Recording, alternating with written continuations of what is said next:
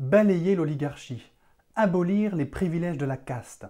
Le programme de Jean-Luc Mélenchon pour assainir la vie politique est ambitieux, mais parmi ces mesures, il y en a une qui ne pourra pas être adoptée sans violer les droits fondamentaux, rendre inéligible à vie toute personne condamnée pour corruption.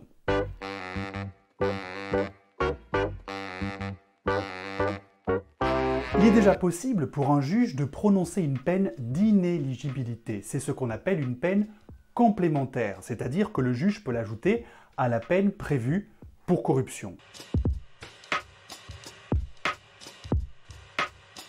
Les époux Balkany ont ainsi été condamnés en mai 2020 à 10 ans d'inéligibilité pour blanchiment de fraude fiscale.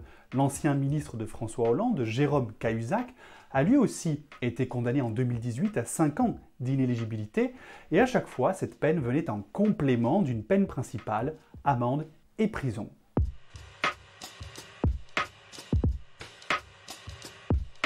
Mais cette peine n'est pas obligatoire, puisque le Code pénal précise que le juge décide de la prononcer, je cite, « en considération des circonstances de l'infraction et de la personnalité de son auteur ». Pourquoi alors ne pas sanctionner plus durement les corrompus en les rendant systématiquement inéligibles?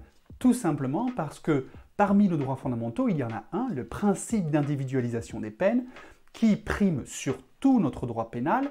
Ce principe est protégé par le Conseil constitutionnel qui se fonde sur la Déclaration des droits de l'homme et des citoyens, texte suprême en France. Rendre cette peine complètement automatique serait contraire à ce principe qui veut qu'à chaque personne, on applique la peine qui est la plus adaptée. Et c'est la même chose pour les peines prononcées à vie. Cette peine, qui pourrait se justifier dans certains cas, serait totalement disproportionnée dans d'autres cas. Au demeurant, il suffirait de trouver une petite affaire de corruption, voire de tendre un piège à un opposant politique pour l'écarter définitivement de la vie politique. Avec une telle mesure, on s'approcherait des techniques du pouvoir chinois pour faire taire les opposants.